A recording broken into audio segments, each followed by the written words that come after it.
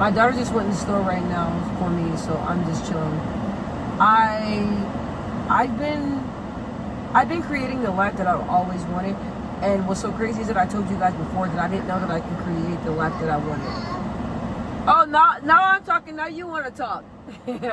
I got the baby in here with me, so it's like once I started creating once I found out that I can create the life that I wanted, that's when I noticed a lot of people had a problem with it. So I did not know that I had the choice and decision to decide when to let my friends go, who I wanted to have around me, and set boundaries in place when it came to friendships and people. I did not know that. I did not have boundaries.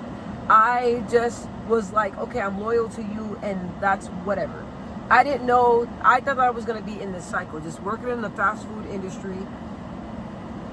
I felt like my dreams were far-fetched, and I felt like the life that I wanted, I couldn't have because I had other small-minded people around me that were living in a box. Now that like really hit home, and that is deep what I just said.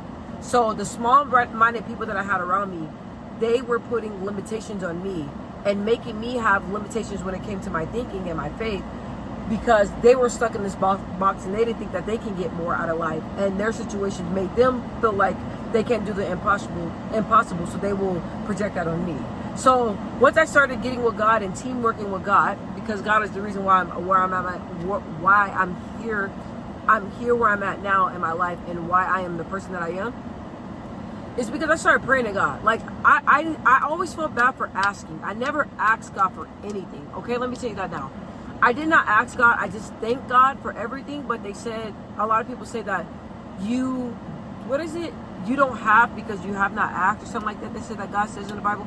Now, if it's misquoted or I'm not saying it right, y'all can go ahead and drop the right saying. My little cousin promised, he has a YouTube channel, Warrior of God. Check him out at Warrior of God.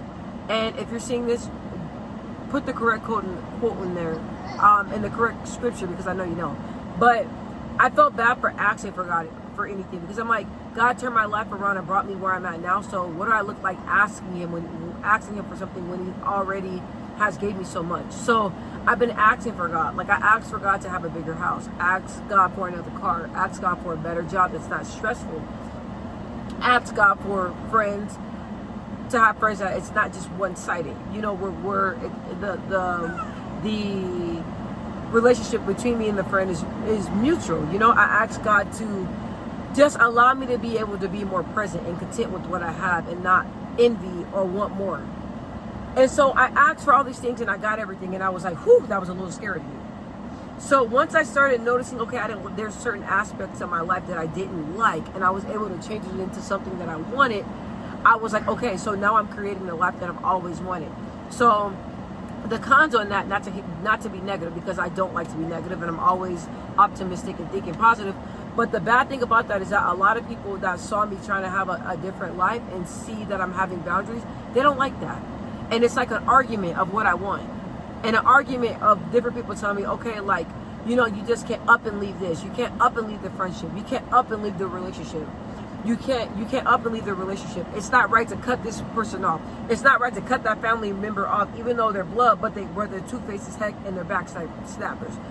I had other people dictating and combating me on what I wanted for my life, and I was not having that. And since I've been 33 evolved woman, and I'm still evolving, I'm learning that I have my voice. This is my life. This is my decisions.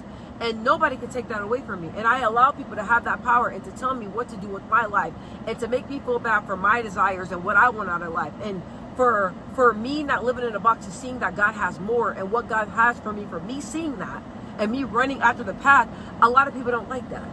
And a lot of people try to make me feel bad because I want different. I don't want to be in a box, you guys. There's so many people out here. You can name five people off your hands right now. That's always negative, always sitting in a pile of pity, never want to take ownership, and that's content with working a 9 to 5. I mean, a 9 to 5 is cool. I'm doing that for the time being, but y'all know I'm going to school for nursing. Nursing, you have a flexible, schedule, and it's like that's an interesting job. That's like a long time career that you can enjoy. A lot of people can say different, but that's something that I want to pursue, and I didn't think that I could get that. I didn't think that I could be a nurse. I didn't think I can ever become nurse. My show didn't even sound right to me at first, but I'm like, nurse Allen. But I'm like, no, it sounds right. You can do it. It's not impossible, even though it seems impossible. And a lot of people may say a lot of negative things about you trying to be a nurse or may downplay it, but it's tangible. You can have it. So, and I'm doing it. So that's just an example. So I've been creating the life that I desire, all the way down to like my bathroom, you guys. My mom was really sweet enough to buy me some bathroom items and bath bombs and stuff like that, because I want to start taking baths more, and been creating the space in my bathroom where it's like a peaceful space. So I'm gonna work on getting candles and different things like that. My makeup, my closet, I want everything to be aesthetically pleasing to me, because I'm on here always watching all the time where you can sit down and watch somebody. Oh, they have a beautiful closet.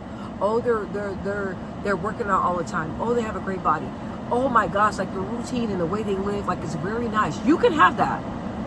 Don't just sit there and envy and stroll and envy somebody and be mad at their accomplishments and them putting in the work. You can do it. That's what I told myself. Okay, you like the way her makeup looks? Learn the techniques to get that type of look every time you do your makeup. You love the way her curls look? Learn that techniques. Buy the product to make sure your curls look like that. You're not happy with your body? You picked up 10 pounds, which I did. I'm using myself as an example. Start running, start going to the gym, start getting back in your routine that you got out of when you were sitting your fat toe down and eating out them snacks. Get up and do something about it. If I don't like something about myself, or I don't like something about my lifestyle or my life, the thing about me is that I'm going to change it. But I'm not going to allow nobody to make me feel bad that I'm putting boundaries in place. You know, if you're negative and I don't want to talk to you, then so be it. If you did something I don't like and I cut you off, then so be it. And those people know who I'm talking about. And I'm talking about the people that burned me. the people that did some very messed up things to me. I'm talking about those people. I'm talking about those people that were not trustworthy. I'm talking about those people. Y'all know who you guys are. If I choose not to have you in my life no more, I have every right to do that. A lot of my friends that I used to have, and I always refer to my friends, they used to be like, look, like, you're my friend. No matter what I do, no matter how I am, you're supposed to always be there. And I believe that. But then I noticed that they took me for granted and started jeopardizing my peace. And I'm not having that. And I noticed that my friends started taking me for granted. And they started doing things that was jeopardizing my peace. And I'm like, no. You can do whatever you want with your peace and what you got going over there, and you can play with your life like that, but you're not about to do that. You're not about to do that to my life. So a lot of my friends, they get mad, they don't understand. But listen, if I don't want your mess in my life, I don't have to have it like that. If I don't want you not having faith or believing in God like that, if that's on you, that's on you. That's not on me. So it's not a crime for me to want better and we to strive and grab what I want. So me creating the life, and I'm talking about even people close by me, I had to put up boundaries.